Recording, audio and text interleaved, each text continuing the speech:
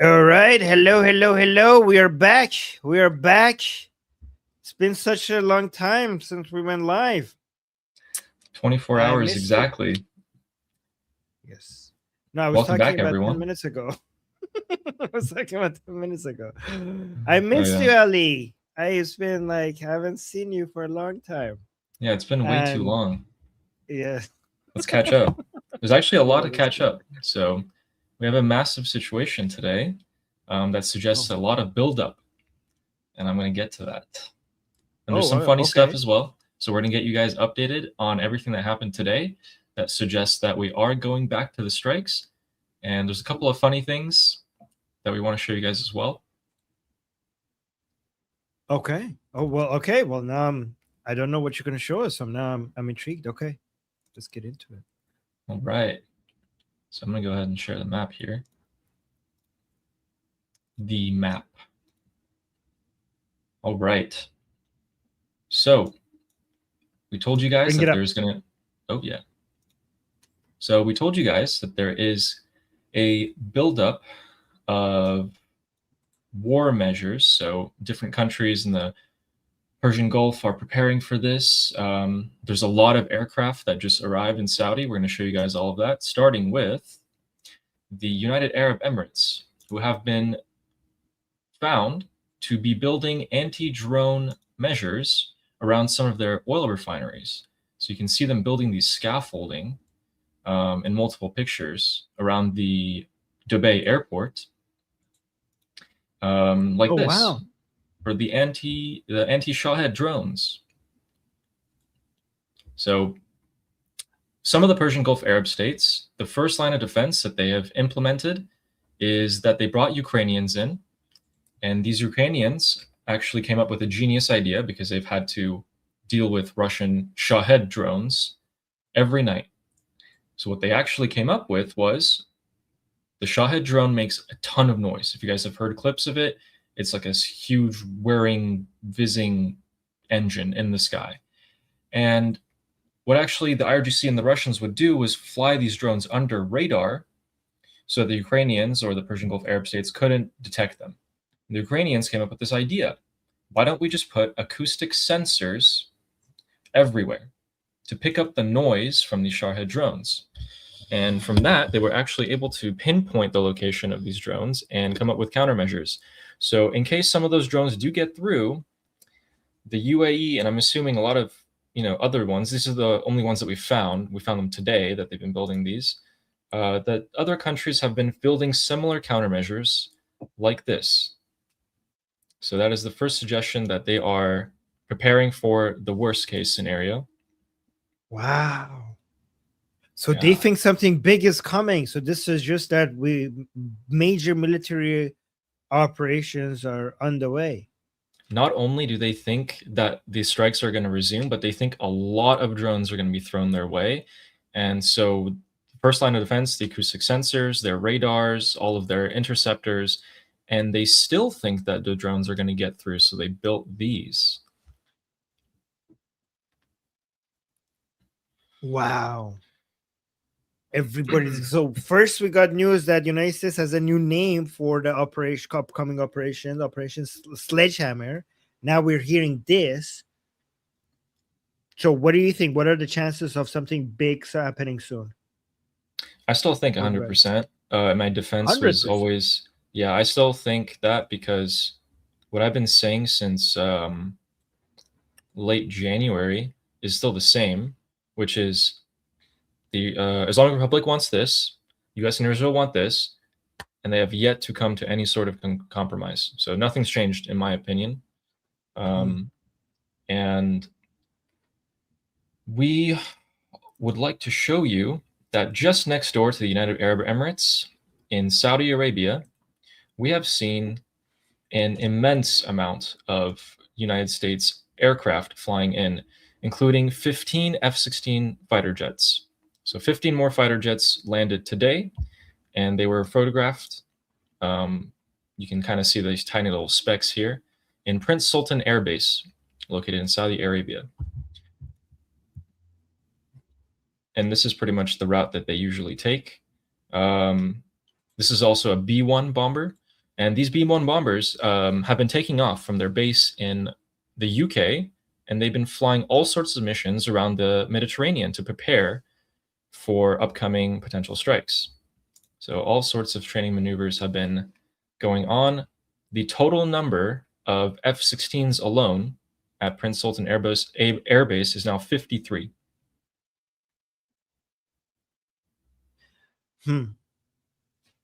Somebody in the chat saying won't happen while Trump is in China. I actually think that you can't say that, because in fact the fact that you think that might actually mean that it will happen while Trump is in China, because that would be the, like, I'm not saying it will, but it could, because that would be the time that they least expected. So take that into account, that would give them the element of surprise. And then somebody else in the chat saying, I believe only 24 hours from now until Trump departs China. Okay. Yeah. What do you think? Do you think that Trump being in China makes this more likely or less likely that will happen soon? Here's what I was thinking about China. Regarding China, I thought he wasn't going to strike right before he goes there, because there was a slight risk that maybe China would cancel his trip, and that would look really bad for him. But now that he's there, I think as soon as he gets what he wants, maybe we go back to the way it was, and maybe right afterwards. It would make the most sense. Everything's pretty much ready. The nuclear sub's there, and that thing can launch missiles from 4,500 miles away. So it can sit like deep into the Mediterranean and hit Tehran like a piece of cake with tomahawks. They brought in all sorts of stuff. You know what's interesting? I haven't heard about the Boxer. I don't know where that is. Yeah, where is that? And another thing, we heard a lot of talk back when the actual strikes were going on about the paratroopers, the 82nd Airborne, and then we heard nothing about them. We know that there's a lot of cargo planes, and I'll actually pull that up. So a lot of airlifts have been happening since then. Last week they weren't. So last week we actually kind of had a lull in the airlifts. But guess what happened again today? Okay. So back here. Oh wait. Okay. And well, I guess I didn't pull it up. But there are immense airlifts happening today that are two types of airplanes. There's refueling tankers and there's cargo, with most of them being cargo coming in from Europe to the Middle East. And the refueling tankers are in the air because those cargo planes need to get to the Middle East. So they can't even get there without being refueled. That's the type of infrastructure that the United States military has. And we, the US is, I think at this point, probably pretty scared of the IRGC, because they do have tarps that they paint helicopters on, and they do get to blow those up. So we have a slight, they're pretty equal, I think. But speaking of China, I would like to show you guys a couple of cool things.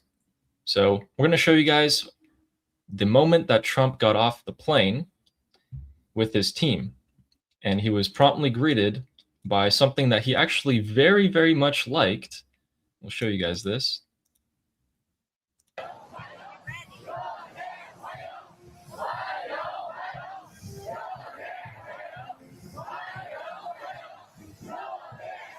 Girls? What? What? He stopped to look at these girls waving the US and China flag. He actually liked it so much that after they resume the walks and he gets in the car, he actually stops the car and looks at them again. I thought it was funny. I don't blame him.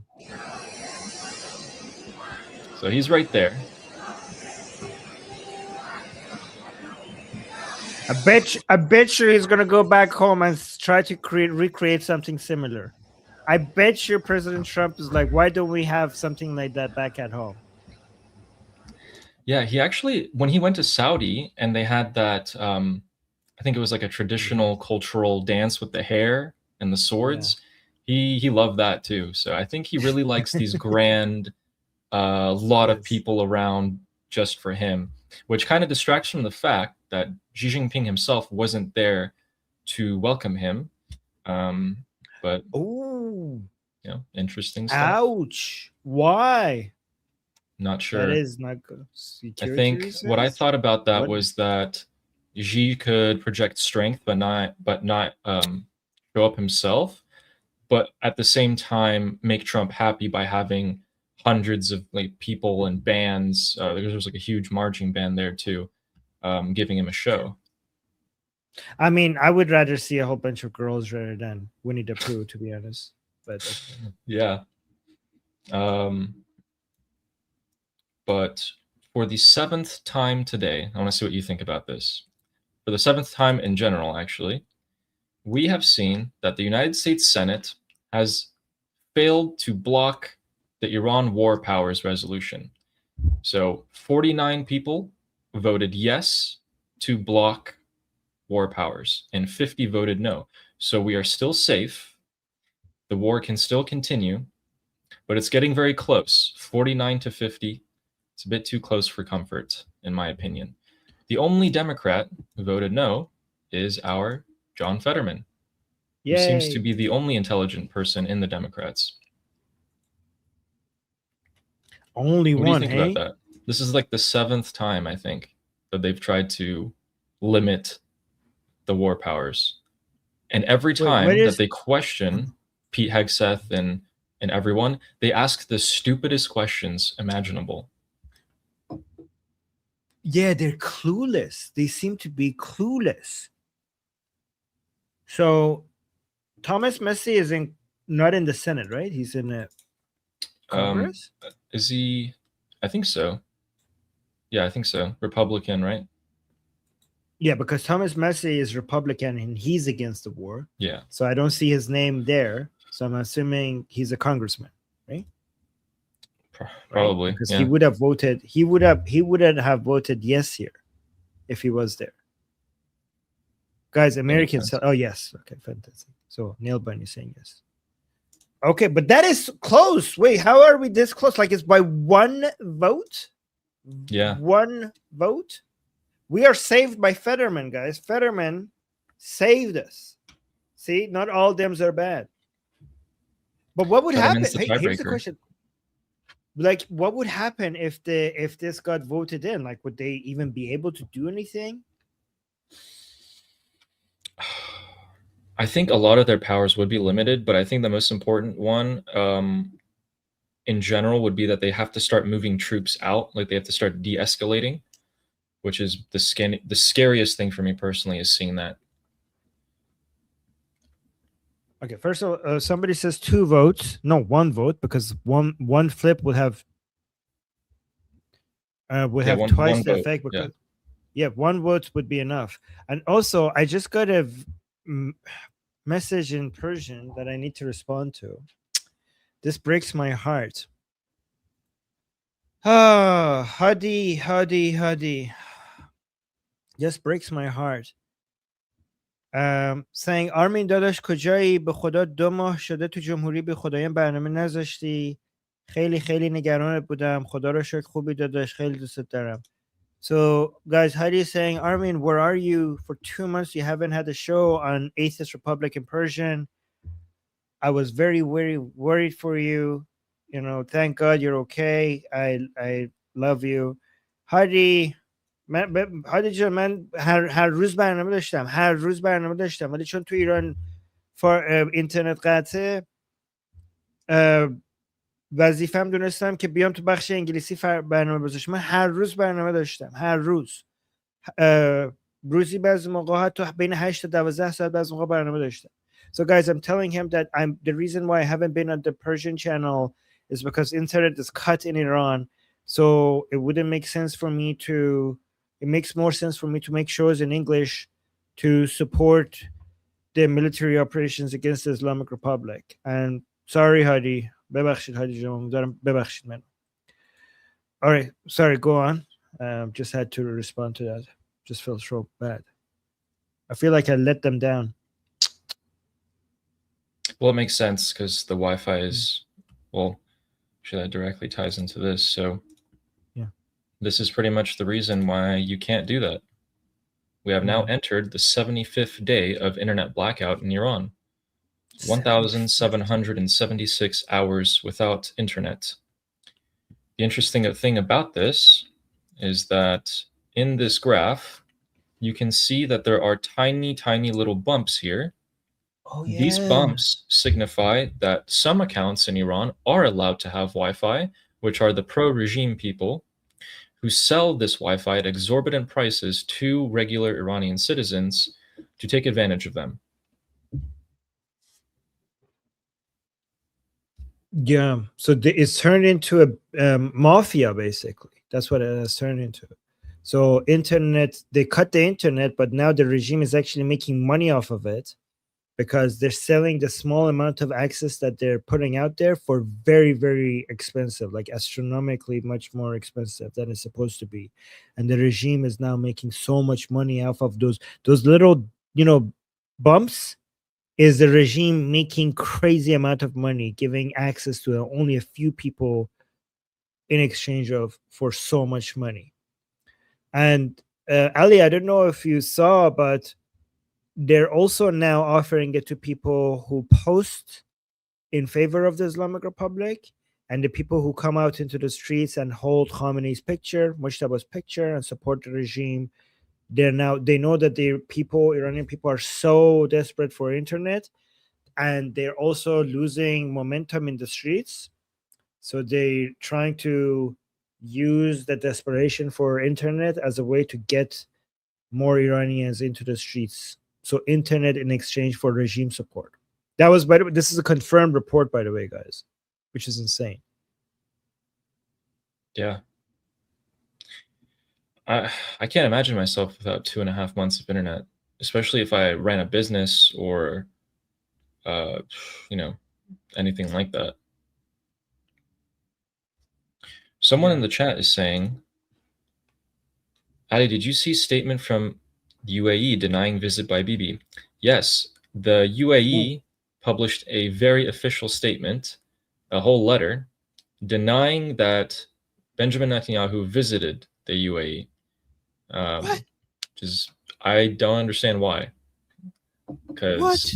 How could you deny such a thing? Because, well, 2 days ago, news came out that the UAE did strike the Islamic Republic. So what are they scared of? I mean, they didn't confirm that either, did they?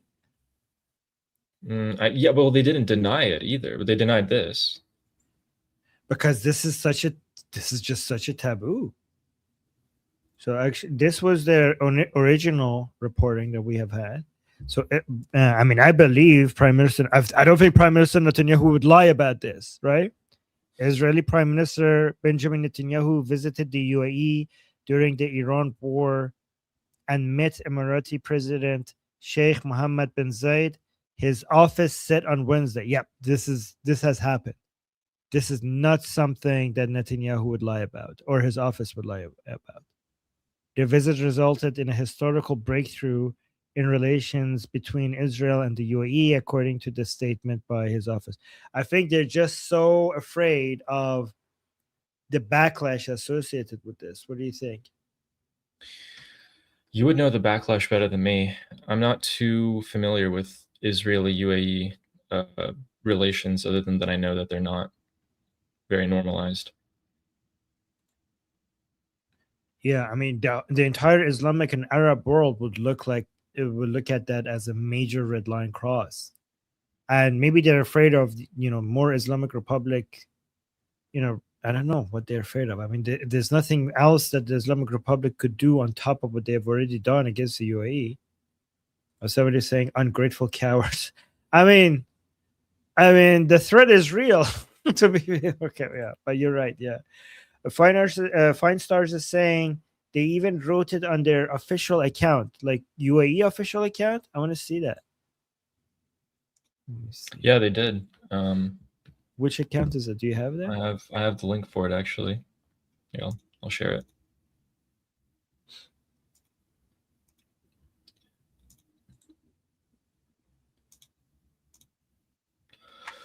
It's in Arabic, but they denied it. And this is what's being widely shared by the official account of the UAE Ministry of Foreign Affairs. What is their handle? I'm going to bring it up for myself as well. It's in Arabic, but No, the handle. OMFA UAE.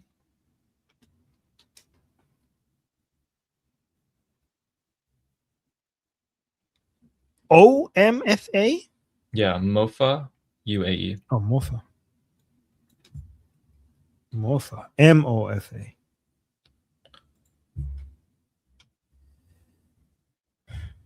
Okay, got it. Wow. Wait, I think it would be worth it if we just give it to AI and translate the whole thing. Let me just do that really quickly. So, translate this.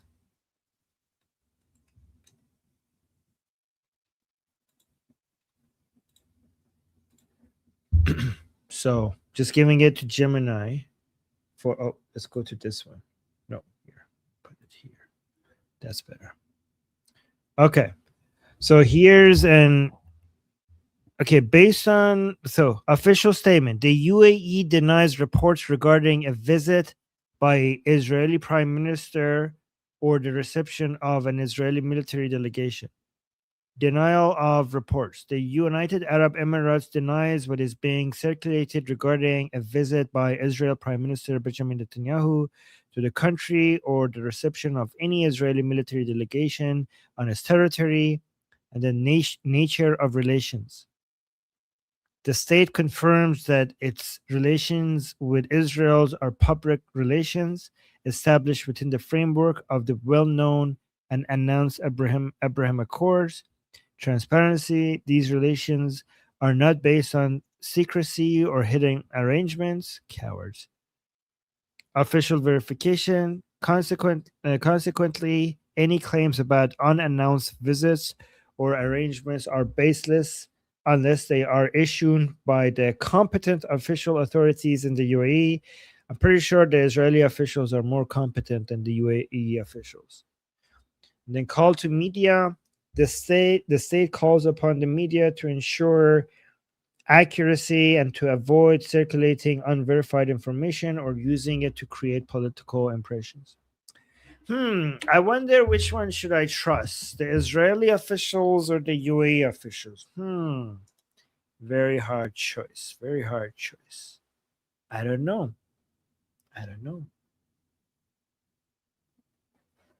There's also rumors that Lebanon has submitted a letter to the United Nations condemning the IRGC. Like the Lebanese government. Yeah. Yes. Okay. Yeah. That is expected. What did they say? That the IRGC have caused widespread destruction, that they condemn it, that they aren't affiliated with the IRGC, stuff like that. I mean, yeah. I mean, the Lebanese government is very much against IRGC. Like, they hate the IRGC.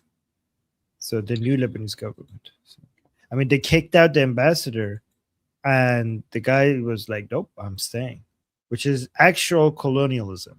If the official government of a country wants to kick out the ambassador, and the ambassador says, "Like, I'm staying," that is basically colonialism, and that's not an exaggeration. You know, more and more people are sharing the Pope giving the award. Like a lot. Oh, that was denied. Did you see that? That was the Pope came out and said that's fake. That we never did that. Did you see that? Interesting. So before we go to that, actually, let's go find that post, that response by the Pope. But somebody asked a question here. He's saying, has Israel responded to this? Did Israel respond to that? No, we didn't see any. I mean, we haven't seen it. Okay. But yeah, let me actually find the post, because here, I don't know, Pope. I don't know if I can find. What do I even search for to find it? Goldie showed it. Oh, I think I found it. Yes. Oh, that was. Just search for. All right. So instead of changing the layout when we share a screen, we should first go to this scene and then bring this up. Oh, what the hell? We should go up there, not down here. There we go. Okay, so look at this. U.S. in Holy See. So that's the account. That's the official welcome. This is the U.S. Embassy to the Holy See. Okay, so they say, contrary to news reports, Pope Leo has not bestowed an exclusive special honor on the Iranian ambassador to the Holy See. This decoration is given to all accredited ambassadors to the Holy See after 2+ years of service, and has been okay. So they did bestow to them an honor. It was not an exclusive honor. Okay, so it's just basically for anybody, any ambassadors to the Holy See after 2+ years of service, and has been standard practice for many years. It is so this doesn't change much compared to the original report. Actually, now that I look at it, No. this is basic. So it wasn't fake news. Sounds It like was they're not trying to fake cover news. it up. Yeah, this is so it's not fake news. They did honor. Okay, I take that back. I thought the correction was that this did not happen. Okay, but the only thing that is being corrected is that, well, this is not that special. Okay, well, we didn't. The claim was not that this is very special. The claim is that you fucked up by honoring the Islamic Republic at all. I don't care that you do it for other people. This is a representative of a country. I'm not a country, a regime occupying a country that it just did a massacre upon its people. So yeah, this is like this is just an excuse. So actually the news is not fake. The news is real. They're just making it seem like it's fake, by making it a straw man, as if we said, like, we didn't say it's like, oh no, the news is fake, it was not exclusive. Okay, who gives a shit? We didn't say it's exclusive. Saying it is a personal recognition, so they did recognize him. It is a personal recognition and does not imply support or opposition to any policy or country. Well, it does actually. You're lying, because you're just saying it's not a special honor, which means it is an honor. You are showing them honor, and that means that it is in support of them. 13 ambassadors were recently given this recognition, so you did give them recognition, which is support. Previous U.S. ambassadors have all received the same. Well, this one shouldn't have. This is different. That's a false analogy. Just because previous U.S. ambassadors have received it, this is different. Imagine if you had an ambassador from the Nazi regime, and you basically honor them, you give them this recognition, and you're like, well, we do it with all ambassadors. Well, fuck you. This is different. You shouldn't do it with them. Previous U.S. ambassadors have received the same. Finally, the decoration was not given in person by the Pope. Okay, go on. I went on the Vatican website and I looked at their calendar from the official events that they have posted. So it seems like the picture that's circulating is something that they didn't post on their website, but maybe got leaked. But what they do have on their website is that they had this ceremony. And so you actually see different kind of like religious leaders with the Pope. But then you see this guy. There you go. And that is definitely Mullah clothes, like undoubtedly. Yep. So it's not a far cry to maybe after this ceremony, and obviously they would have wanted to publicly hide it, but it got leaked, for him to have just handed out that award to the picture that we see being circulated. But regardless, this is still a mullah, and he's still shaking his hand and giving him award, which this is what they're claiming, that they gave the 2-year award to everyone. This is what they're talking about. So they're not actually addressing that picture that's going viral.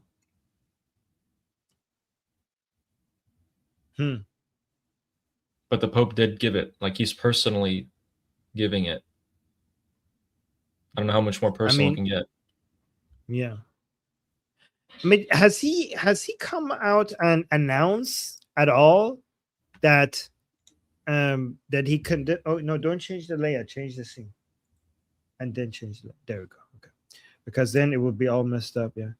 Has he at all came out to suggest that the massacre upon the Iranian people, like, has he condemned that yet? No. Oh my god. Nope, that's our issue with him. He just says stop the war. I mean, isn't that the entire job of the Pope? Like one of the most, I mean, other than covering up for pedophiles, isn't that this, at least, I mean, if I think in the top 10, the first one being covering for pedophiles, in the top 10 jobs of the Pope, one of them is to come out and make meaningless statements against bad things happening in the world. So how did this slip through? Just goes to show how power is being concentrated in different areas throughout time. Maybe 500 years ago, his word would have been pretty influential, but now I don't think anyone really cares. Oh, by the way, people are saying Ali has over 500 subs now. So yes, actually. Oh yeah, 502. Oh, 500. Let's go up here. Guys, look at this. Ali has 502 subs. So guys, make sure you go and subscribe to Ali's channel. And let me put the link in the chat. So we're already halfway there. Oh, do you know what I've been naming our lives? What? If you just scroll down a little bit. Okay. Iran war update and live discussion made. Okay. I analyze Iran with a genius. The Armin Navabi. Oh, wow. Brilliant Iranians theorize arming the Iranian people. Yeah. Oh my god. Genius discusses Iran FT Armin Navabi. Oh my god, I love these names. Awesome.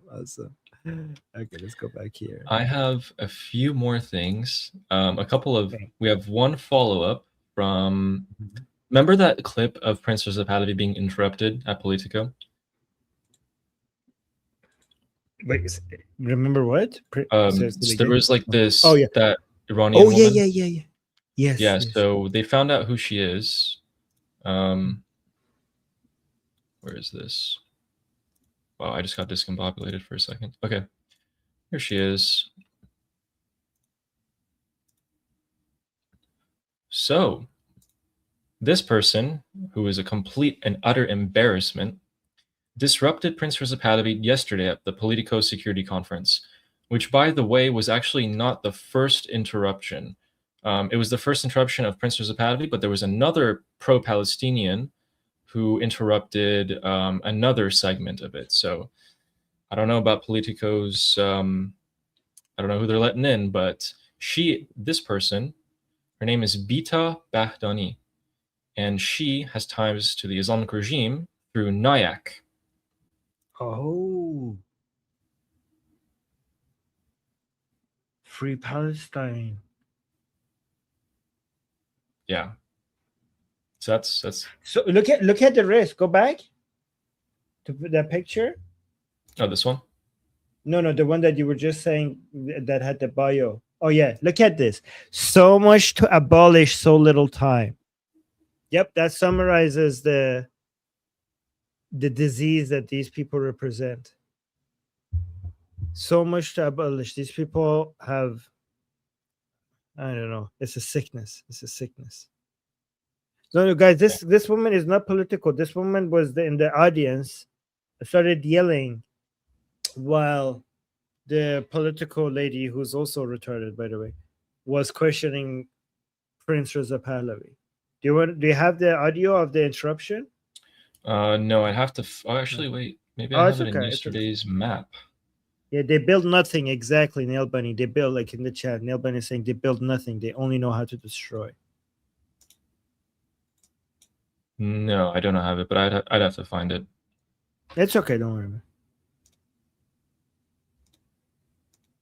Do you want to get annoyed? There's something that Yes. Mohammad Reza Shahbazi, a host on Iranian state broadcasting, said that really grinds my gears. So I want to see Sure. if it grinds anyone else's gears. So he said, in response to the criticism about the internet blackout in Iran, he said, if these things matter so much, go live there. Because people have been saying, in Syria, you have internet, you have 5G. In Afghanistan, you have 5G. You can use Visa, MasterCard, these things. And he said that. So this is actually, it's kind of a drawn out clip and he really annoys me. We can play it if you want. It's all in Farsi though. So we No, don't have to play it. actually. Play it. I want to Okay. hear the Persian garbage. نوشته تاریخی بعد از 15 سال در سوریه اولین تراکنش ها با ویزا و مسترکارد انجام شد.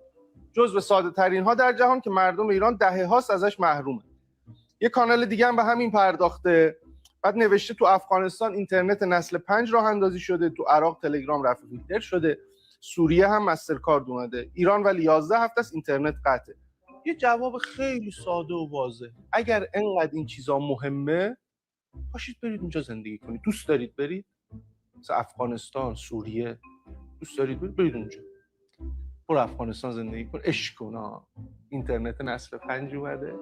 برو سوریه صفا کن، لذتشو ببر. کیف کن. با مسترکارد میتونی از آمازون چسب پهن بخری. هر لحظه که بمبارانه بزنی شیشه هاتو درست کنی.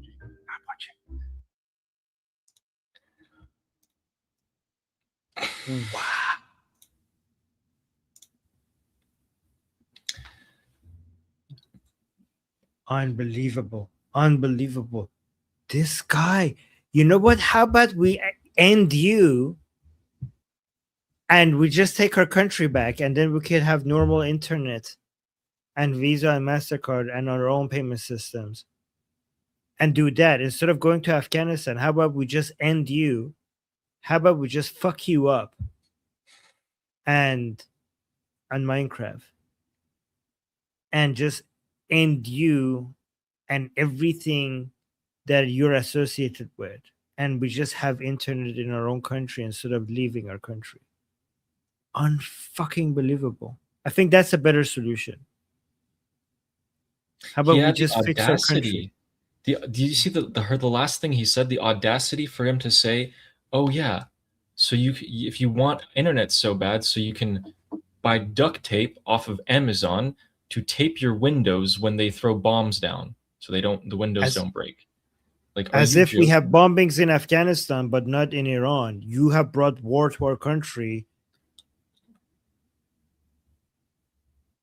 That guy's going on the list. He's going on a list. Oh, he is already on the list. That guy is famous. There's so many clips from that guy that angers the Iranian people.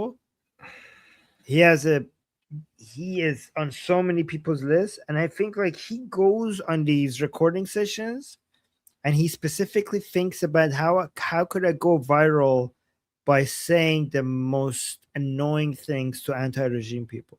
That's what he thinks. Oh man, too many of these people. Someone said Kuwait is hitting the IRGC. So we actually covered this yesterday, or I think everyone else.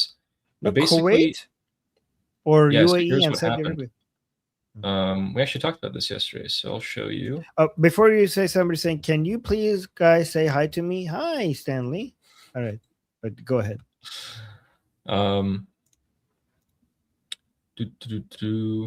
Where is it?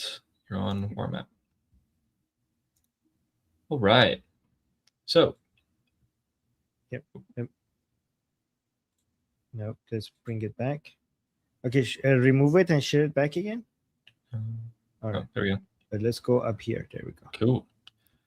So yesterday we talked about how Kuwait did have a clash with the IRGC.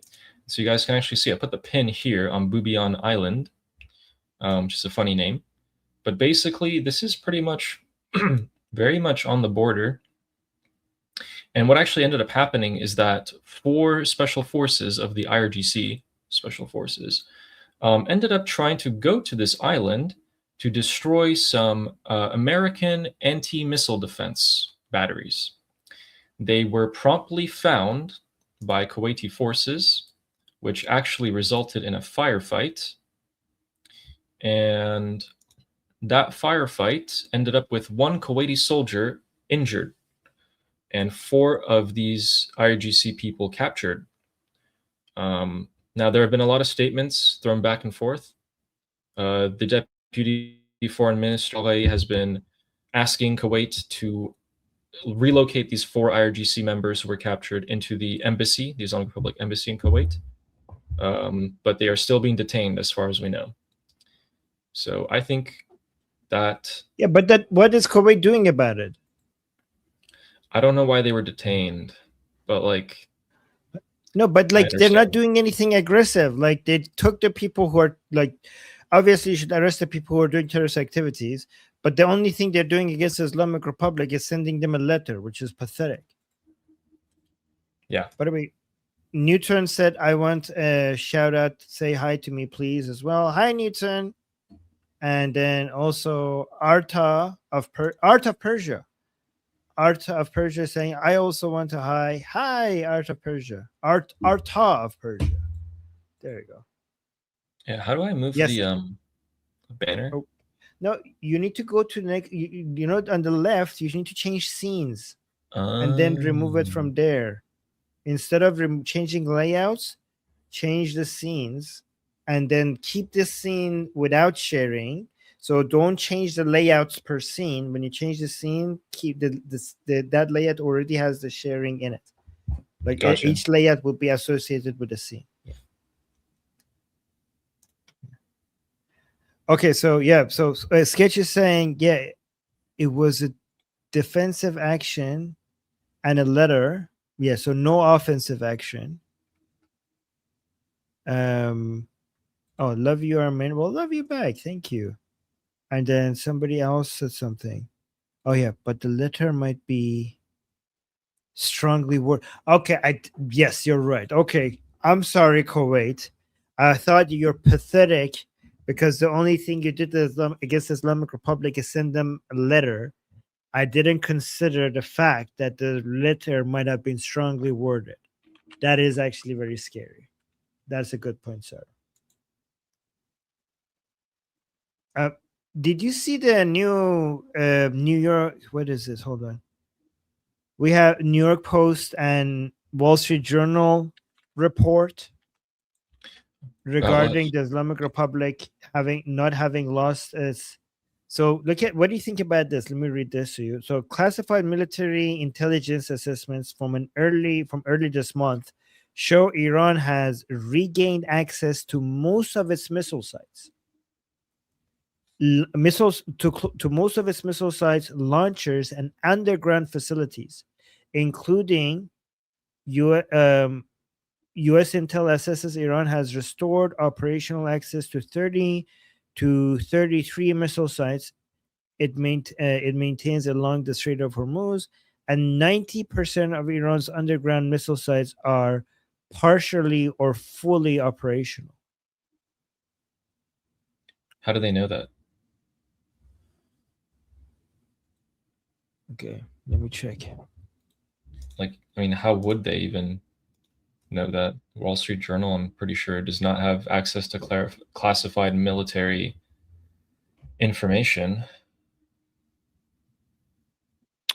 So let me read everything I know about this thing. As of mid-2026, multiple investigative reports, most notably from New York Times and the Wall Street Journal, have confirmed the existence of classified military intelligence assessment that align exactly with these figures. The assessments show that Iran's missile infrastructure has proven far more resilient than public government statements previously suggested.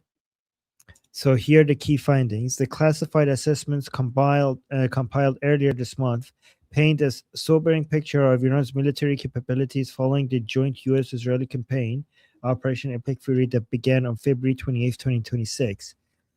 So U.S. intelligence has indeed assess that Iran has restored operational access to 30 of its 33 missile sites, overlooking the strategic Strait of Hormuz. Only 3 sites remain completely inaccessible.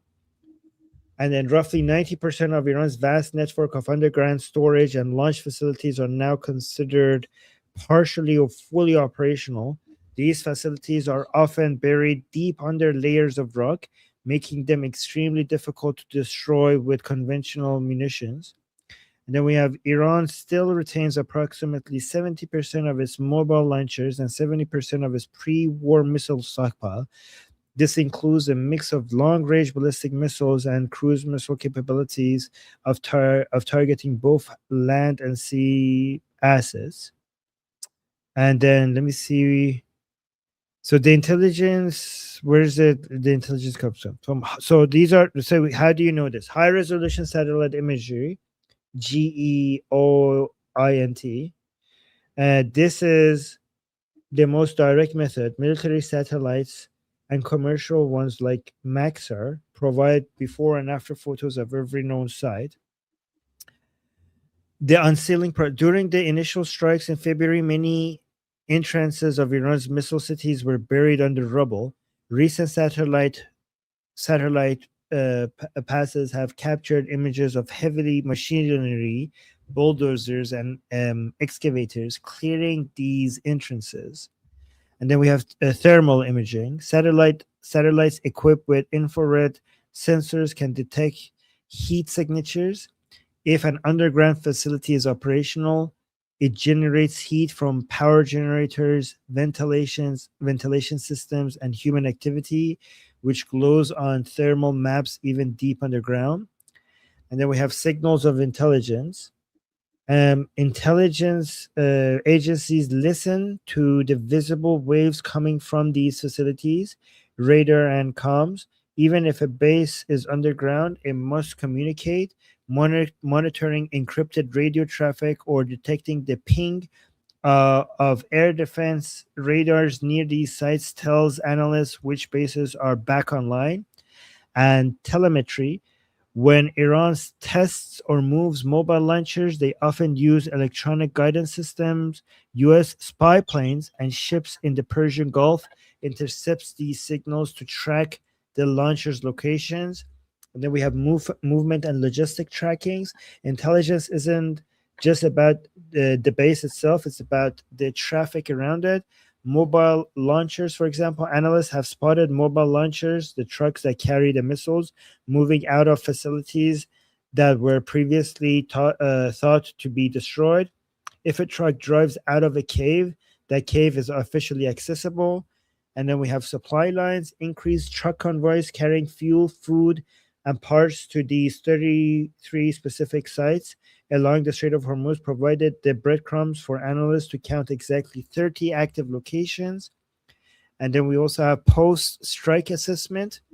This is the most revealing part of the recent reports. It turns out the U.S. didn't actually destroy most of these sites. Yeah, so they destroyed the entrances, not the sites itself. So it's basically sealing it versus collapsing. So you have a lot of granite on top of them that makes it very difficult for bunker busters to get to. So they just seal their entrances instead.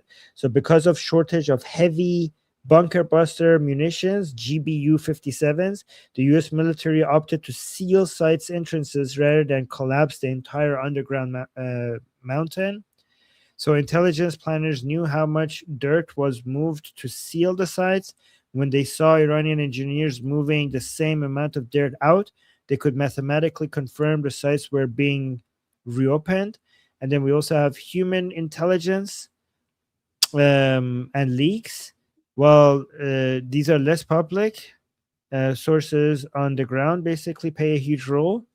We have a paper trail. Classified assessments often include data from informants or intercepted internal Iranian military memos discussing repair progress and readiness level. And then we also have intelligence leak. The specific 30 out of 33 and the 90% figures came from a classified briefing prepared for the White House earlier this month. This fact that these numbers are so precise suggests they came from a formal integrated threat assessment that combines all the methods above. What I want to know, if these were classified, how did they get access to it? Oh, we got a super chat from BT June. Wow, official first super chat of this live stream. Sent my. Oh, okay. Sent my. What is that? Let's see. Send my super chat to Tusi with information. Oh, guys, Tusi is. Thank you, BT. So, thank you for that. I appreciate that. Thank you. Yeah, love Tusi, obviously. Thank you, BT June, and yeah, first super chat of the stream. So, what do you think about all of that? But also answer this: if this is classified, how did they get access to it? That's what I'm wondering. There's no way that they got access to the latest information. Everything that they just said, I've been seeing for a long time. So that's probably what they're talking about, and they just compiled a report of all of that. Also, even if it's true, let's just say in some world, after the 30,000+ strikes that the United States and Israel did, somehow the regime still has 90%. They've only taken out 10% of their missile capability. Let's just say that's true. But most of them are stored underground. Well, we're just going to hit the entrances again. Like, they can't take the missiles out from underground and just put them out in the open. They have to stay down there. So just hit the entrance. They want to clear it up with bulldozers. Either take out the bulldozers because now they're classified as combatants, or just hit the entrance again. It's not a big deal. They have only so many missile launchers anyway. Doesn't really matter how many missiles they have underground. They can't use them. Hit the railroads, things that we've already done. When you hit the railroads in particular, now they're really screwed because they can't move those missiles to areas that they really want to. They can't move their missile launchers to safer areas where they can fire from. It just, yeah, that's why aerial supremacy or supremacy or superiority is the most important thing in war. That's why Pakistan is winning the war in Afghanistan. So people are asking for what are the sources to this. Guys, I'm not saying we should trust these sources, but the sources is the New York Times, Middle East Eye, Chosun Daily, the Jerusalem Post, and Anadolu Agency. What the hell is that one? I mean, the Jerusalem Post is even reporting on this. So don't, here, let me show you. Do you think some of the commanders could be like, hey, why are you holding out on me? If you got all these missiles left, like, give me some. Wait, say that again? Like how, like, there's the provincial commanders? Some of these missile bases, if they have so many missiles, even if they really don't, but it's being reported that they do you think they'll get suspicious of each other? Be like, hey, give me some. Oh, yeah. I want some. Yeah. I'm pretty sure there's a competition regarding who gets access to this. Because everyone who's stayed at this point in the IRGC is staying because they think the winner takes all, and they're going to be like way better off in the future. So I think they're going to be securing doing everything they can to secure that for themselves. So yeah, competition amongst themselves is a good idea. But what do you think about the Jerusalem Post? Look at this. Look at the headline. Iran retains access to majority of missile launch sites. U.S. intelligence shows. And this is not the New York Post. This is the Jerusalem Post. I mean, they're not wrong. They do have access to majority of them. They dug up the entrances of a lot of them. But so what? Once the strikes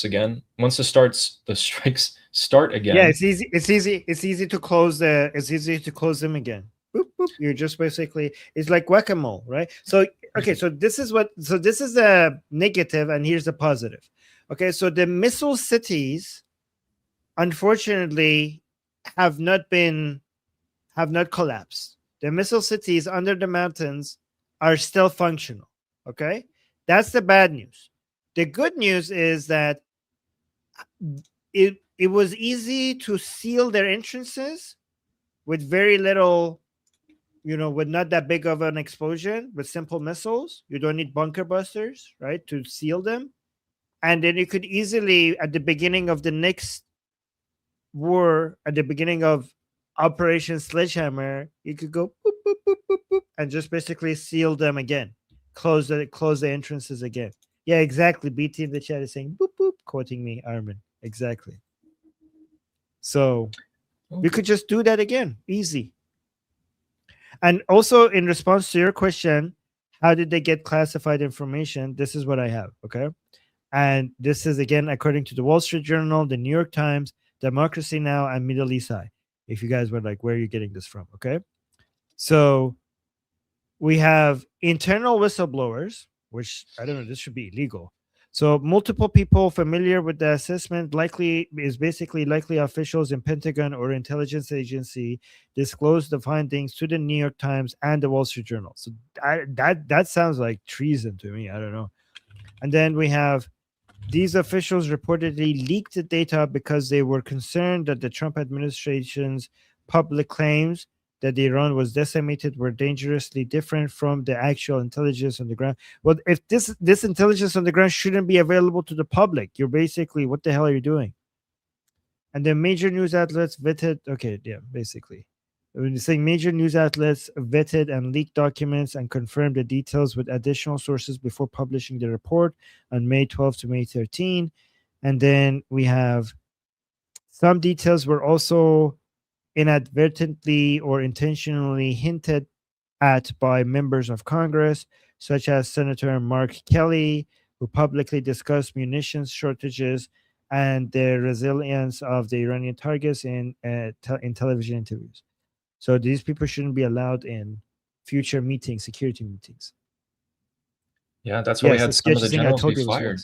Yeah, yeah, wow. But also, guys, like, don't freak out about that. Not only can we just close the entrances to all these sites again, but we had all this time to double, triple, quadruple check where they are and just find more targets. All this time. Also, this confirms that the only way to get rid of this threat is regime change. Okay, once again, all of these military operations are only temporary solutions. And if you just stop with these military operations and the Islamic Republic lives, it will go back to where it was, and you would have to redo this all over again. The only way to not just hurt the Islamic Republic, but make sure we don't have to deal this ever again, is not to weaken the Islamic Republic, but to end the Islamic Republic. Right? Yeah. They're just gonna, by the way, it's the same thing about the nuclear. You can destroy their facilities as much as you want, but as long as they have the knowledge, they'll just build more in the future. Yeah. Sketch is saying, how many times did I say leaks? Has it been 5 times? We never doubted you, Sketch. You've been saying that. You were correct. Yes, you were correct. We didn't doubt you. You were correct about this. So I had new Tennessee Magbag IRGC. All right. Yep. I had 3 things. So 2 things that are tied to China, and 1 thing that's tied to the drone support. I think we should start with China. But before we get there, I just want to remind you guys that this Saturday, Prince Reza Pahlavi is going to, here, I'll show this. He is going to have a tech conference with a bunch of Iranian tech CEOs and prominent people. Oh, sorry. There we go. So his team posted this in 3 days, this Saturday, in San Francisco. These are people who will be speaking. For those of you who don't know, this is the ex-CEO of Uber. He kind of made Uber what it is now. Shervin Pishavar, he's, oh my God, I forgot what he was. What was he? He was like a really big, he's the one, basically, he's the one who got the Starlinks into Iran. He's the one that helped Elon Musk get the Starlinks. Wow. Guys, forgot these what are company. apparently like big tech giants, Iranian tech giants in San Francisco that Princess of Pahlavi is meeting with. Yeah. This guy actually, I think, where'd he go? Okay, yeah, this guy. So Kamran Khansania, he's also the chief of staff of Prince Reza Pahlavi. And there are a few people that don't like him. I think because they think he's not pro Pahlavi, but he's literally the chief of staff. So it's a bit interesting. I don't know too much about that. But yeah. Oh, Saeed There's a lot Hossein is of going to speak. who? Oh Saeed my! I love Hossein, him. he's going to speak. I Yeah. love that guy. I love that guy so much. Speaking of Saeed Hossein, moving on into the China-related news. So he just posted this, which is that the Iranian crude exports to China are 0 barrels now. What? Yeah. Here, really? Like, how's that possible? Is there like no way to get it on from land to China? 0? Are Yeah. we sure about that? He's saying that, I mean, that's what he's saying, and he is the oil expert. Okay. Iranian crude oil to China has reached 0 barrels.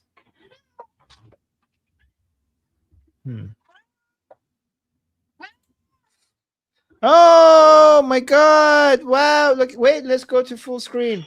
Where is it? She or he? Oh my He. god! Oh my god! So terrible! Hi! What's his name? Zuko. Zuko. Wow, what a unique name.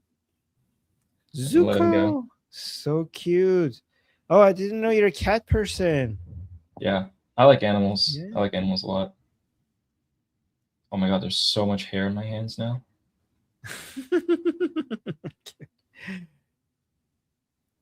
I'm actually allergic, but Oh, I just deal with it.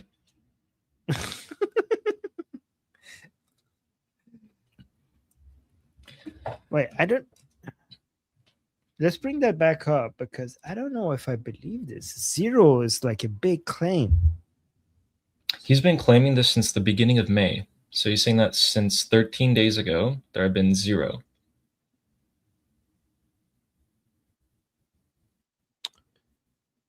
Oh, guys, Zuko from Avatar: The Last Airbender.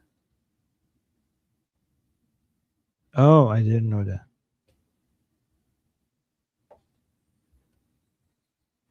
Okay. So let me actually see what the numbers are when it comes to oil to China from the Islamic Republic. So according to latest tracking data from tankertrackers.com, as of May 12th to May 13th, Iran has failed to successfully export crude oil by sea for 28 consecutive days. So are we talking by sea? So the U.S. Navy and allied forces have effectively physically blocked the waters around the Strait of Hormuz and Khark Island. That's Iran's primary export hub. And tens of millions of barrels are currently stranded at the sea or sitting in floating storage because tankers cannot safely exit the Gulf. The Persian Gulf, goddammit. Okay. But is China still receiving oil? Okay, while new loadings from Iran are currently at a near standstill, China is not at 0 in its daily consumption of Iranian crude yet because of 2 factors. Oil and water. Okay, so that would still mean 0 exports because these are from before. Oil and water. As of mid-April 2026, there were roughly 157.7 million barrels of Iranian oil already in transit on the water, with over 97% of that destined for China. These ships are slowly arriving at Chinese ports after long voyages. Okay, so that still means that the export is at 0 because these came up before. And then we also have floating storage. China maintains massive floating buffers of Iranian oil in its own coastal waters, estimated at nearly 40 million barrels, specifically to withstand this kind of supply shock. So, but we have key updates. Yes, capacity crisis. So, new sea shipments at 0 barrels, successfully cleared for 28 days. Land exports, though. Okay, land exports, we have 250,000 to 300,000 barrels per day. So not even 1 million, a third of a million, right? Barrels per day.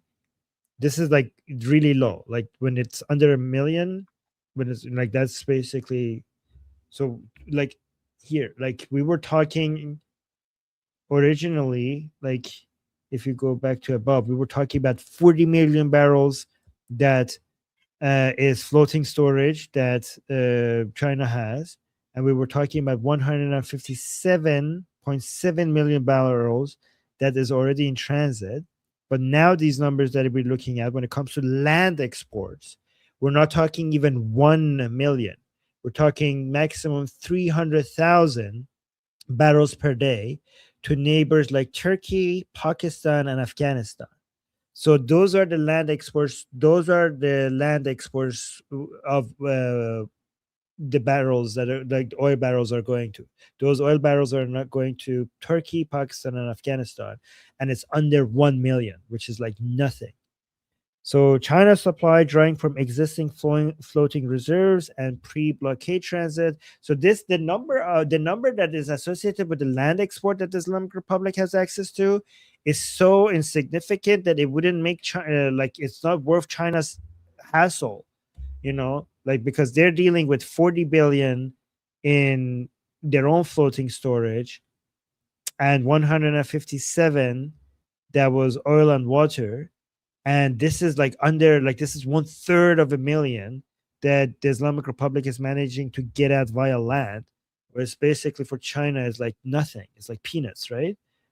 But China, instead of relying on the Islamic Republic's land exports, is basically drawing from existing floating reserves and pre-blockade transit.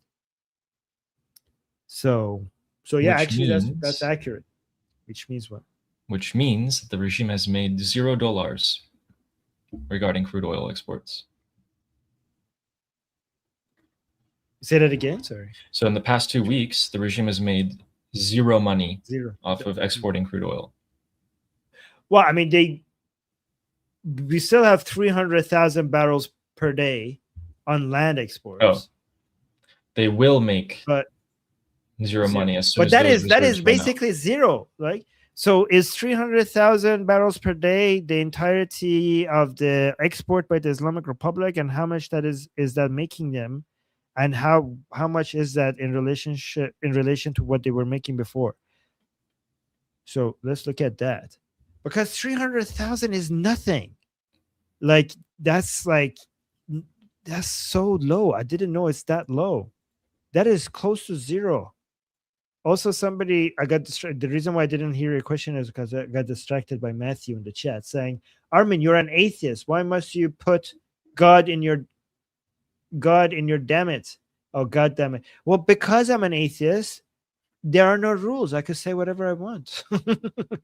As an atheist, I could say God as many times as I want. Okay. Why should I stop myself? But All right, what do you say?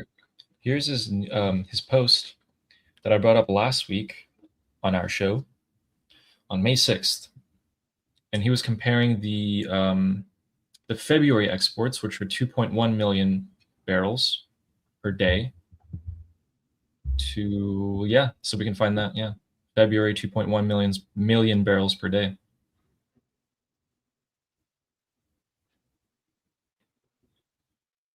Okay, so that's how much they were exporting in February? Yeah. Okay, now they're making less. Now it seems like they're making only 300,000 barrels per day. That is the entirety of new physical crude oil exports currently leaving the Islamic Republic. His projection was that in May, exports would fall to 100 to 200,000 barrels per day. So we're on track. So let's figure out how much they're making. At current market conditions, Iran is earning significantly less than, oh, no kidding, less than it was just 2 months ago. So daily revenue approximately $30 million to $33 million per day. So global Brent crude is hovering at 110 to, okay, let's once. However, because Iran must sell this oil via gray market, gray market land routes, and offer steep discounts, often $15 to $20 off, to entice buyers during a blockade, they are likely knitting around $100 per day, or like maybe $90 per barrel. But let's go with 100, right? Yeah. And the land, go on. I just did 300,000 barrels at $90, and I got 27 million. Let's do 100, just to be conservative. About 32 million. That's nothing. It could be 50, it could be 100 million.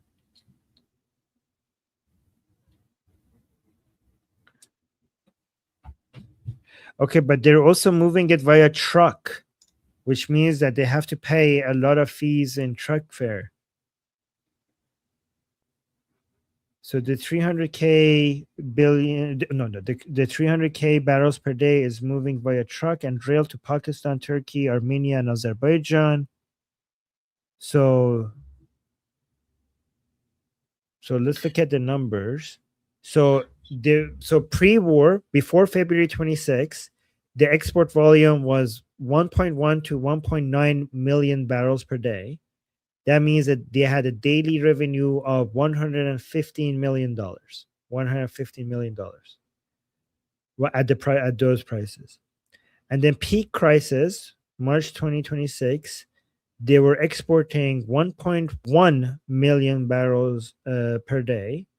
That means that their daily revenue increased during the crisis to $139 million in daily revenue. But currently at 300,000 barrels per day, their daily revenue is $30 million of daily revenue. So $30 million. But I think what this is not taking into account is net profit, because their daily revenue is dropped to 30 million, but the cost of moving barrels via land is much higher than the cost of moving oil on ships. So we need to compare the profit as well. So what if we take into account that the cost of moving oil on land is much higher than on ships? How would that change the calculation? How would that change the profit, not just the revenue? So let's also look at that. Guys, this is like some deep stuff here, right? Like nobody else is going through the numbers like this the way we are. Where this is like some high level stuff. So you guys who are listening to us, you're basically part of the elite. Let me go here. You're listening to like really high level stuff.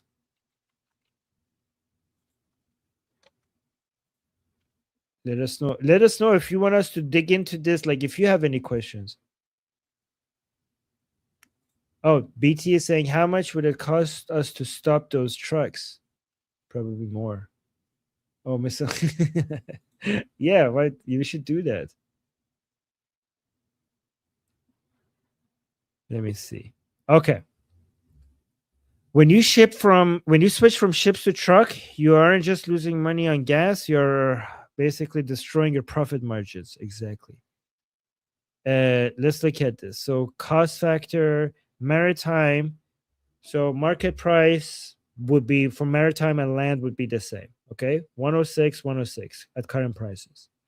Sanction discount, maritime and land would be the same. Let's say $18, maritime, land would be the same. Production. So you're making 106 per barrel. Sanctions discount minus 18. Production costs minus 12. That's also the same. Maritime minus 12. Land minus 12. Okay. Transport costs. Here's the difference. Okay. Per barrel, maritime transport cost is $3. Land is 25. There's the big difference. Okay. So per barrel, you're making the same 106. Sanction discount is the same. Maritime land 18 minus 18. Production cost is the same. Minus 12. Transport cost, maritime minus 3. Land minus 25. Oof. That is big. Okay, so the net profit for maritime is 73. For land is 51. If we basically do the 106 that we originally had.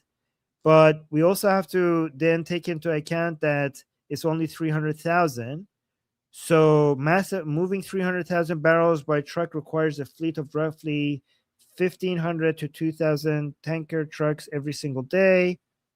And you also have a wartime risk premium. Land routes through the mountains to Turkey or Pakistan now include high insurance and security escorts, fees that don't exist on the open sea. And then we also have infrastructure bottlenecks. Unlike a 2 million barrel super tanker, trucks must pay individual border tolls, transit fees, and bribes to bypass local restrictions. So the basically profit per barrel has dropped approximately 30% purely because of the transport method. And when it comes to the total daily income, before the blockade, Iran was netting roughly 110 to 130 millions per day. Today, with 300,000 moving by land at lower profit, they are lucky to net 15 to 18 million per day. If that. 15.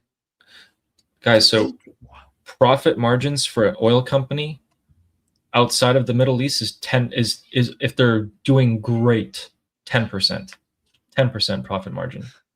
If you just raised your cost of doing business by like 25% to make it go over by land,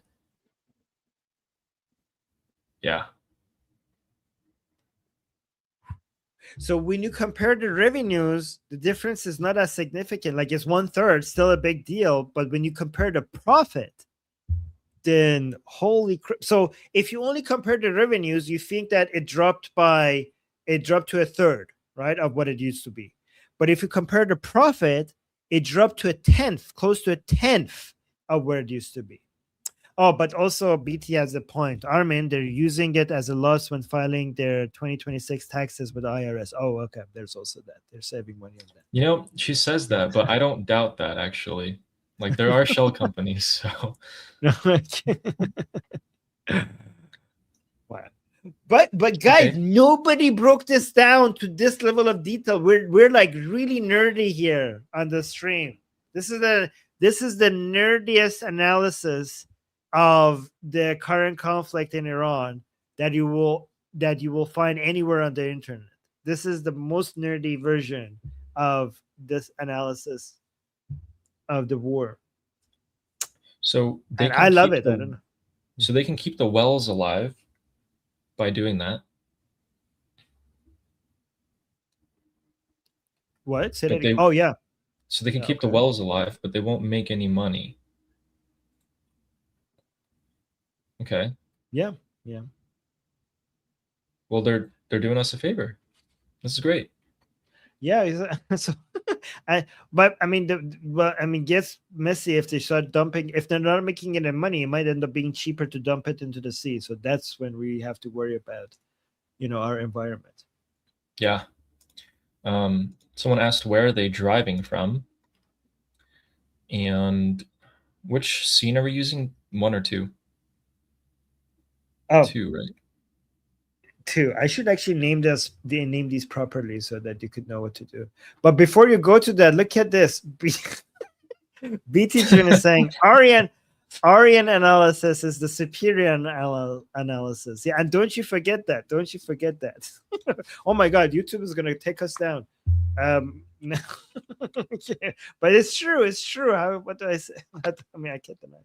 Ugh, Well, why do thank you, BT. spell Thank you for the that? super chat. Asali. And Neil Bunny saying it's yes, it's numbers fun with Ali and Armin. And then we had Roman Viking saying, could they use Iranians as slaves to work on the facilities? That would make production cheaper. I mean, I don't think Iranians that will start an immediate new phase of the mass uprising. So I don't think so. No, they wouldn't be able to do that. How would you force them into slavery? What Like, a no. what a question, by the way. Yeah. It just, I mean, we should consider everything. So no, the Iranian people would not allow that. They would rather die, and that will immediately trigger the next uprising. We haven't had slaves in But- Iran for like 3,000 years. Like we We kind of Iranians didn't really have slavery in Iran, and I don't think we had significant forms of slavery in Iran ever. Well, remember since Kurosh, yeah, there were no slaves. I don't think. Like that Iranians, pretty there's like sure. if there was an Iranian government, there were no slaves. But before that, yeah, probably.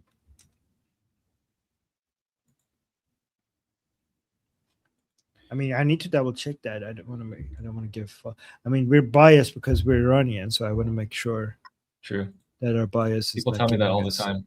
I tell them like, hey, did you know we invented the refrigerator? Did you know we invented polo, the sport? Did you know we invented high heels, algebra? And they're like, well, you're just saying that because you're Iranian. But okay, I was wrong about the the slavery. I was wrong about the slavery. No, it's okay. Like, we did have slavery. I mean, Cyrus the Great freed a whole bunch of slaves, but apparently we did have slavery. So take that back. Damn. Yeah. Well, forget we said that, folks. Oh, we had most of our slavery was after Islam came to Iran. Okay, that makes sense. Okay, That's so weird. Yeah. Okay, never mind, guys. We did have slavery, but that's because Iran became after the Islamic invasion and being taken over by Islam. Then we had a lot of slavery, apparently. Yeah. Okay. So that makes sense. Real quick, someone asked where they're shipping their trucks out from. Saeed Qasai believes that they're shipping their trucks from here. Oh. Yeah. This is where he thinks. But that's an airport, so that's interesting. Huh. Wait, how does that work? Like, So wait, he's saying that they're exporting from here, which is an airport, which is very interesting. But there's no What do flights. you mean exporting? You're there, is he talking about the land route? Yeah, so he said this. He said Iranian naphtha exports from Asaluye. Well, Asaluye is like a city. So I'm like, they have an airport, they have everything. So it's just because they have an airport doesn't mean Asaluye is a major, it's a city that is like a very important city for the oil infrastructure.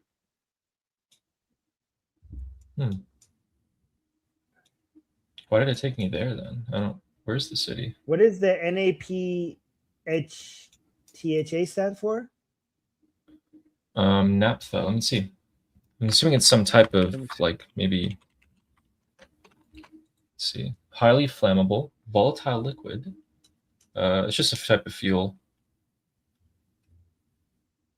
Okay, let me see. Mainly used in the production of plastics and petrochemicals. A lot of the exports happening from Asaluye.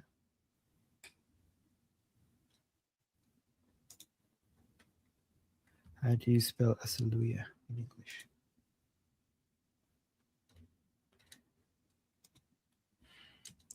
So yeah, Asaluye is a city that we need to keep an eye on. A lot of people keep talking about Khark Island, but Asaluye is also very important. And then there me see. was Guys, ask us questions. We'd like to Yeah, we'd someone like asked to us keep this something. engaging. Yeah, show me any questions you have. Oh, how dire is the food situation? Do IRGC have more access to food? Yes. Will Iranian be physically able to fight? Okay, so the situation with the food is malnutrition because of higher food prices. It's not starvation, it's malnutrition. So a lot of people are switching to lower quality food. And a lot of the types of food that the Iranian people are used to is not affordable anymore. What? Do you see something? Wait, so we calculated 1.5 billion for 300,000 IRGC, right? When we're Yeah. talking about Oh yeah. Yeah. Well, they're never getting there. They're never even getting to 500 million, much less 1.5 billion. wait, was So, that? What was that? This is daily. What was yeah, so that? that was the okay, let's just go with monthly. So let's just say daily they're getting 30 million. And let's just be very generous from oil. How much should we add on top of that for other exports? Like other ways that the IRGC can make money? Let me actually double check the numbers that we had before because I want to make sure we don't get this wrong. Yeah. And while he does that, So that was annually. That was annually. Annually, 1.5 billion annually. Okay. Okay, so they still need like 150 million ish a month, a little bit less than that. So this was 30 million a day. Yes. Okay. So that means that so 15 million a day. That means you need 5.5 billion annually. Wait, what? 5.5 billion annually for what? So 15 million daily. So 15 million times 365, right? Yeah. That would get you to 5.5 billion a year. That's how much they're making. Oh, so yeah, that's how much they're making annually. So they're making 5.5 billion. Okay, if they last a year, and now that they've narrowed down to the only way that they can transport oil, assuming that they don't get hit.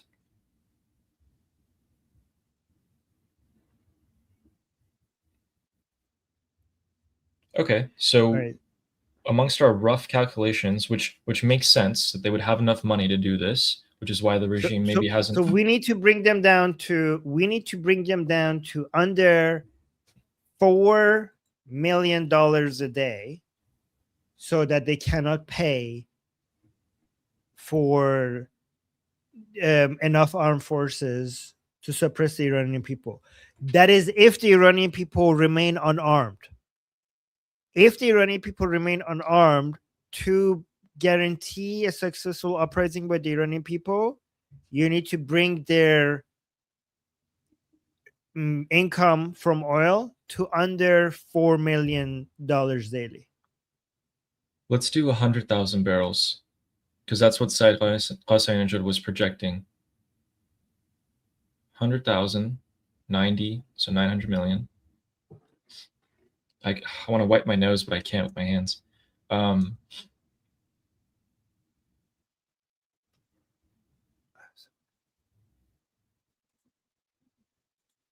we got it.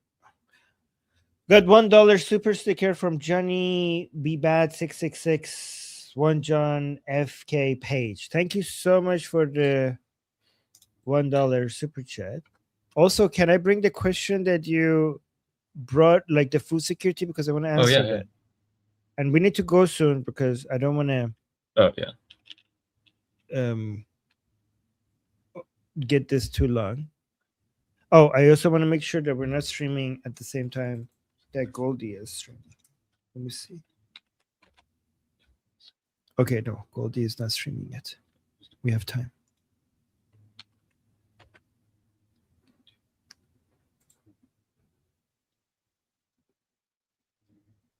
what was the question that somebody asked about food security? Because I want to find the answer to that. Because I got messages from Iran. I have anecdotal data regarding food security, but I want to see. Oh, here. This one. What is the food situation? Okay, let's dig into that.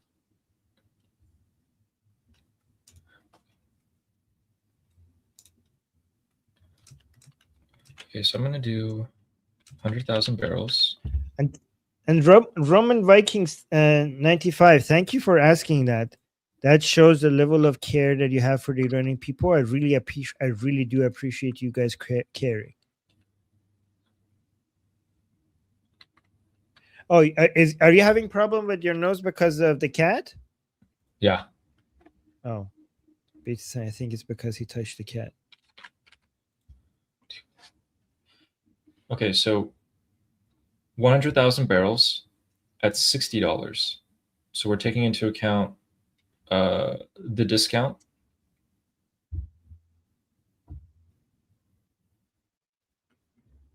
So that's 2.1 billion, 100,000 barrels at $60 a year, 2.1 billion a year. But this is not accounting for their cost of operating.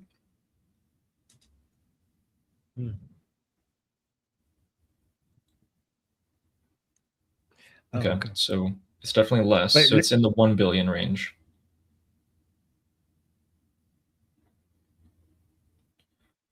Yeah, I want to go to. It's possible. Here's the thing. Here's what I think. Just arm the Iranian people, and we will already get to the situation where this is going to be unaffordable, like that. Instead of having to wait for all of this for us to get to those levels, based on our analysis, if the Iranian people are even armed, even just a little bit, it will completely change the calculation, and the Islamic Republic will not be able to afford suppressing the Iranian people. Exactly. And if I was an analyst in the United States military intelligence, I would have first calculated how long it would take for the regime to fall if I didn't do anything. And then I would calculate how long it would take if I did arm the Iranian people. And I would give the time difference as two different plans and the cost and everything. Also, that's a good idea. And then what I would do also would compare the cost of arming the Iranian people compared to the cost of the U.S. military operations if we wanted to do all of that ourselves, and show how significantly lower that would be. You know what I should do? We should do that. Which someone actually did calculate for us. Ooh. So let me look at that. Someone that we know and trust. Mind blown. Can you send that to me? Yeah, let me find it. Yeah, BT saying surely they've done that already. Oh, no, they haven't. They have not done that, BT. Because look at what Nina is saying. Nina is saying they should have you as an advisory analyst. Yes, BT, they have not done that, and they should reach out to Ali and I. Okay, let me send this to you on Telegram. You open it. It's by our dear friend. Ooh. It's the suspense. Who is it? Well, you know who it is. Okay. Okay. Let's bring this up. Wait, can we say his name, or he doesn't want us to say his name? I don't know. I thought you'd probably know better than me, but basically the bottom number is it would take between 570 million to 1.36 billion for the training and arming of 22 weeks of training.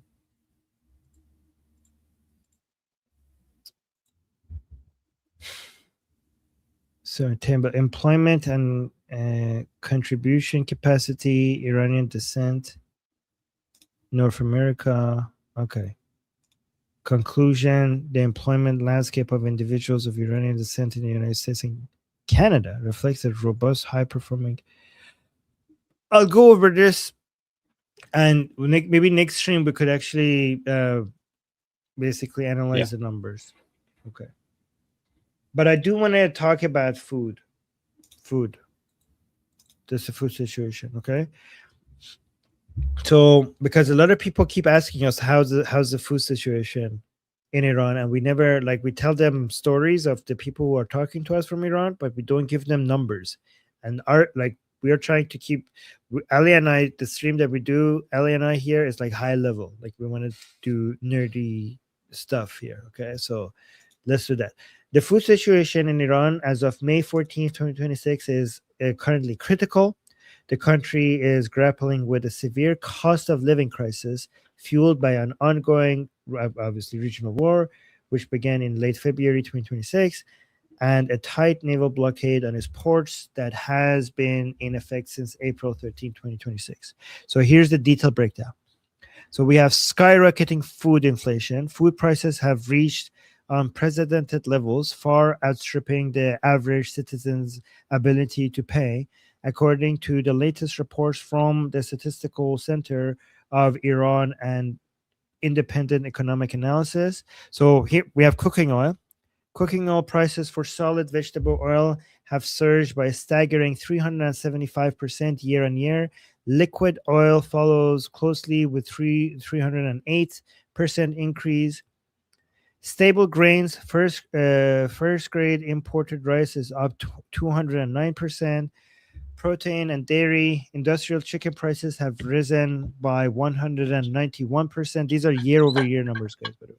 And eggs by 170%. Meat is becoming a luxury item that many middle class families can no longer afford. Guys, we're talking about middle class families that cannot eat meat anymore, not poor families, okay? And then we have sugar. Prices have spiked recently, with bulk sugar now officially priced at roughly 950,000 riyals per kilograms at factory gates. And then we have the bread crisis.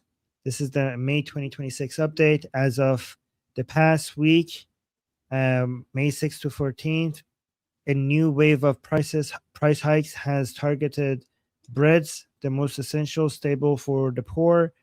And we have official hikes. Prices for traditional bread like lavash, sangak, and barbari were officially raised across various provinces, Hamadan, Isfahan, Tehran, due to rising production costs for yeast, energy, and labor. Market reality in many cities, bakeries have moved to free pricing. So those are the official government prices, because it's command economy where the prices are set by the government. This is actually like one of the curses upon Iran is not just Islam, is basically this command economy that we inherited from the communists, apparently.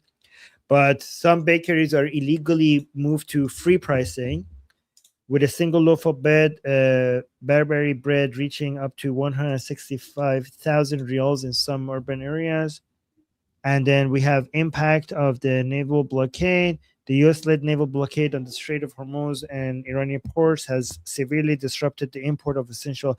I think people want to know how this impacts people's lives, right? So how has this affected people's lives and what they can eat? That's what I want to know. Because that's what I want to know. Yeah. So let me actually look at the shortages. You wanted to say something? Yeah, the latest info I have is that because meat itself is so expensive, other things like the price of eggs and beans, other sources of protein, have risen up astronomically. So if you want to break a single egg and fry it and eat it, you have to now think about that decision. Like, are you sure you want to spend that money? Cooking oil, all of these things are so expensive. So basically, food has gotten so expensive that if you do want to provide for yourself and your family, which most people have, you're going to sell your jewelry, furniture, car, other things, because a lot of people are also, they're struggling to get income in. That's the situation. So Armin talks about malnutrition. The food is available. It just costs so much that you're resorting to buying cheaper things, emptier calories. And so you're going to end up being malnourished. Yeah, that's what I want to know. I want to know if this is causing malnutrition or starvation. But let me tell you how people's lives have changed. Okay, so the current food crisis has moved beyond simple high prices and has fundamentally reshaped the daily lives, health, and cultures of millions. As of May 14th, survival eating has become the new normal for many households. Holy crap, that sounds horrible. Survival eating. So let's look at the breakdown. I mean, actually, let's see what that actually looks like. Here's a breakdown of how this is affecting what people eat and how they live. So we have the empty table, which people call in Iran, they call it sofra khali. In Iran, the traditional sofre, or the dining cloth, has drastically shrunk. The middle class is now facing the same dietary restrictions previously reserved for the extreme poor. Meat is a memory, with lamb and beef reaching 2 million tomans per kilogram. Families have almost entirely stopped buying red meat. Many now use soy protein flakes or extra bread as a filler in stews, like khoresh, that used to be meat heavy. And then we have the bread dependency. Bread has become the primary calorie source. However, with the 140% hike in bread prices this month, even this is a struggle. People are waiting in lines for hours at subsidized bakeries. This is what people don't understand. People think like the government is doing you a favor when it subsidizes good. All you're doing is that you're causing shortages because it's not the natural price. So without subsidies, things would be more expensive.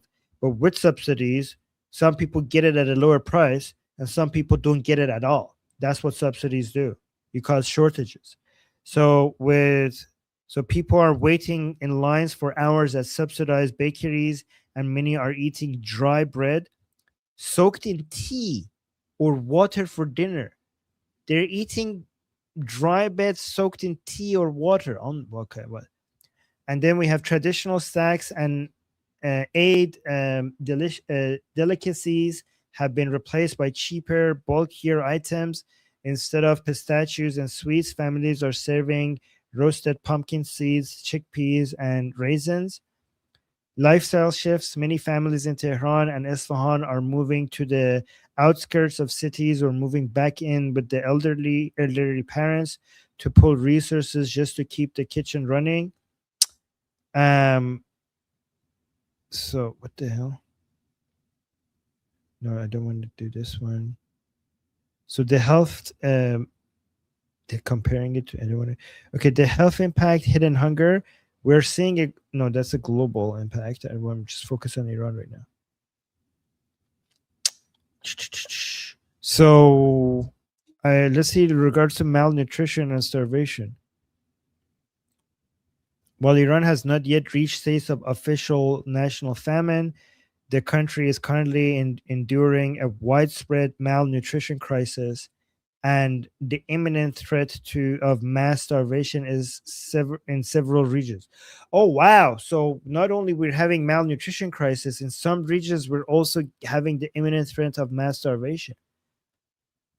So malnutrition is not a risk; it's a reality. So starvation, we're at higher risk with starvation, but malnutrition is already here.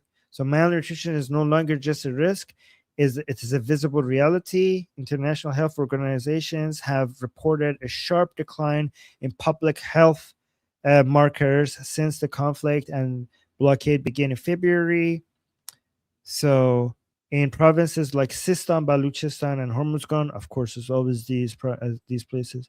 Cases of severe. What is this? I don't even know. Severe wasting? What does that mean? Like you're starved so much that you're like your body's burning up your muscles and everything to keep alive. Oh, severe wasting is a serious medical condition characterized by rapid involuntary loss of muscle and fat tissue. I didn't know that. So we have case of severe wasting. Children being dangerously thin for their height have increased by nearly 9% in the past 3 months. And then we have micronutrient collapse. Because families have cut out meat, eggs, and dairy, there is a surge in hidden hunger. This is horrible. Deficiencies in vitamin D, zinc, and iron are now affecting over 60% of children under 5 in low-income urban areas. The bread-only diet, many households have moved to a diet consisting almost entirely of subsidized bread. This lacks the protein and vitamins necessary for brain development in children and immune health in the elderly. So we're not as starvation level. So we are definitely at malnutrition levels. But with starvation, we'll see how close we are to starvation levels. Well, starvation basically means death from lack of food is not yet being reported in massive singular events like a famine. The conditions for it are being, artificially created by the current economic conditions. Let me see. Large portions of the Iranian population have been classified as being in IPC phase crisis and phase 4 emergency food insecurity. Phase 5 would be famine. The threat of 45 million. The World Food Program warned yesterday that if the naval blockade is not lifted by June, 45 million more people in the region, including massive portion of Iran, will fall into acute hunger or worse. All right. Those are the numbers. This is a big reason as to why Prince Recep Pahlavi's team did not like the ceasefire one bit.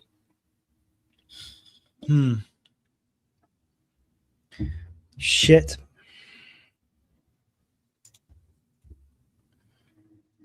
And this is this is not due to the US and Israel.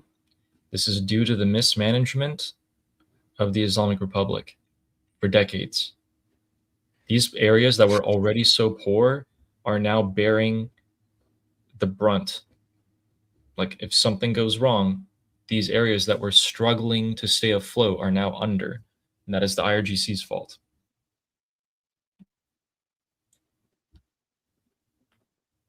Yeah.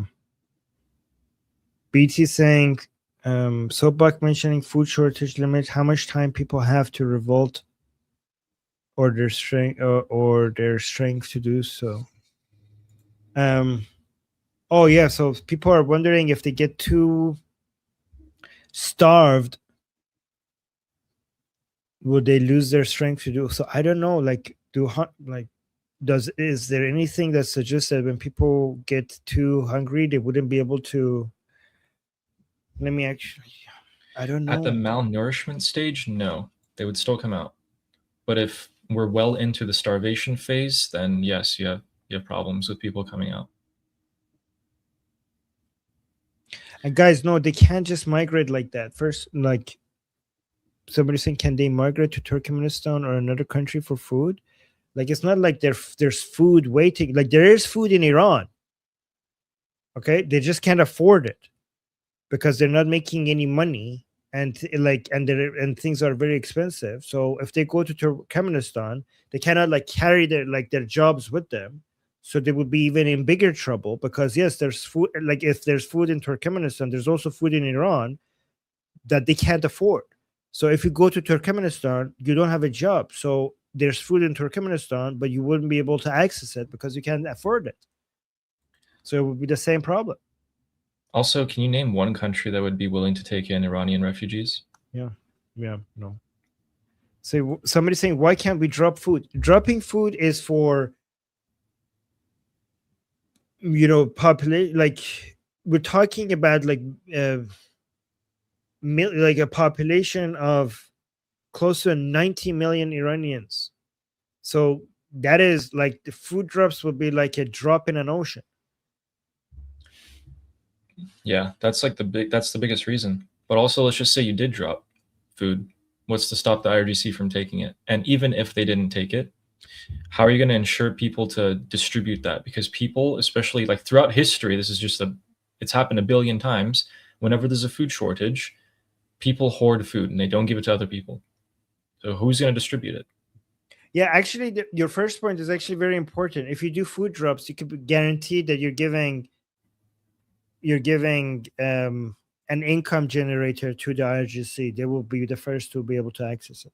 In the same way that Hamas has gotten rich off of the food aid in Gaza. Yeah, exactly. Some Roman Vikings saying same shitty problems as in Gaza. Exactly. That's actually a very good point, Ali, by the way. So here's the summary. Child malnutrition, we're already there. Child malnutrition is already there at a high level in Iran. Acute hunger, we're at emergency. Starvation risk is critical. Famine status, we're at imminent threat. So now I understand Saeed Qasim a lot more than before for why he's against just continuing with the naval blockade, and he wants something to be done immediately with toppling the regime.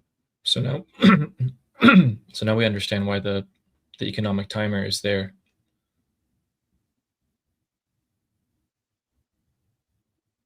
Yeah.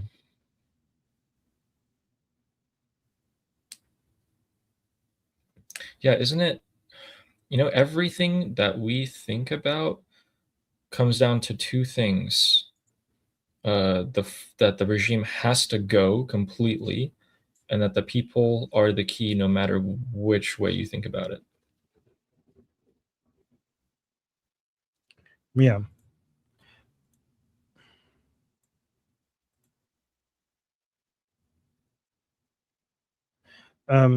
Beatty saying, Armin, have any photos surfaced on weight loss? I know internet is off, but those pictures should get in. Well, I mean, all I'm seeing is graphs. Like I'm seeing stuff. No, not this one. Like this. So I'm not seeing any pictures of children. I'm just saying like this is from worldhunger.org. Like everything is just showing like numbers and graphs and stuff like that. I'm not seeing any pictures of children.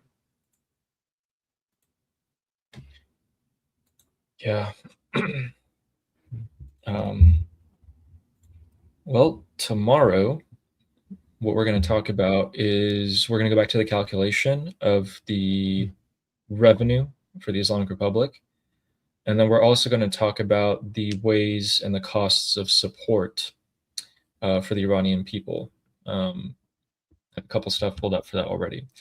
But if you guys want, remember, today Trump is in China, and we can end this with a statement from Marco Rubio, taken on the plane, which is about, I think it's a minute long.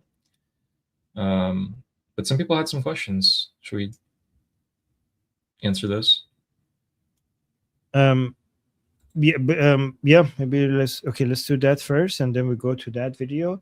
Roman Viking saying, Armin Ali, what percentage of Bandar Abbas population would join a liberation army? That's a very difficult question to answer. But when I say we should liberate Bandar Abbas, it's not just for the people in Bandar Abbas to join the Liberation Army.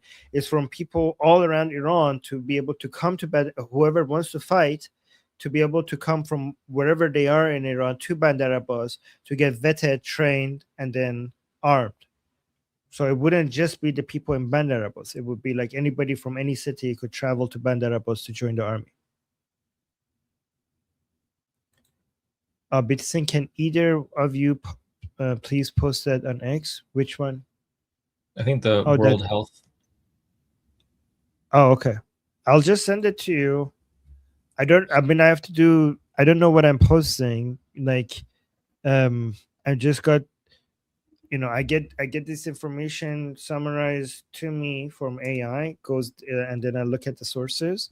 So I want to make sure that the rest of the piece that I am looking at is, I have to, I'll just send you the link, because the information I'm getting is like pulling from so many different places, not just one place.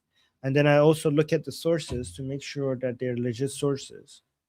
But I could just send it to you on School.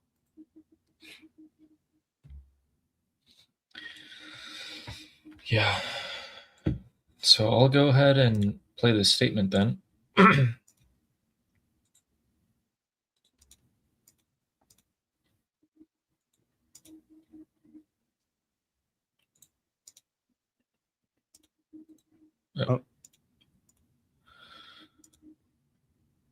Oh, play it fast because we need to Goldie's live, so we need to end this. And they'll have a chance to do something about it at the United Nations later this week when there's a resolution just condemning Iran on what they're doing with the Straits. Look, there's three things. The Chinese have ships stuck in the Persian Gulf because setting up a system that says we're going to let certain ships through but others not, it's easier said than done. And you saw a Chinese, not Chinese flag vessel, but it was a Chinese cargo, got hit over the weekend. I'm sure Iran didn't do it deliberately, but they did it. It happened. And so that's why these Chinese ships are stuck in there. The second is, I don't think that China, it's a huge source of instability. It threatens to destabilize Asia more than any other part of the world because it's heavily reliant on the Straits for energy. And the third reason is because China's economy is export driven, meaning their economy is fueled not by what they consume domestically, but by what they make and sell to other countries. Well, if all the countries of the world economies are melting down because of this crisis in the Straits, they're going to be buying less Chinese product and the Chinese exports are going to drop precipitously. So it's in their interest to resolve this. We hope to convince them to play a more active role in getting Iran to walk away from what they're doing now and trying to do now in the Persian Gulf. Oh, Persian Gulf. Thank you. Yes, the Persian Gulf. He's always been on our side. Always. Marco with the best takes. All right, guys, we need to end this right now. So Goldie is live, so go watch that. And we don't want to be streaming at the same time with Goldie, so I'm going to end this right now. And yeah, so I'm Israel Chai. Long live America. Javid Shah. Payandera. Payandera. See you guys same time tomorrow. Bye, guys.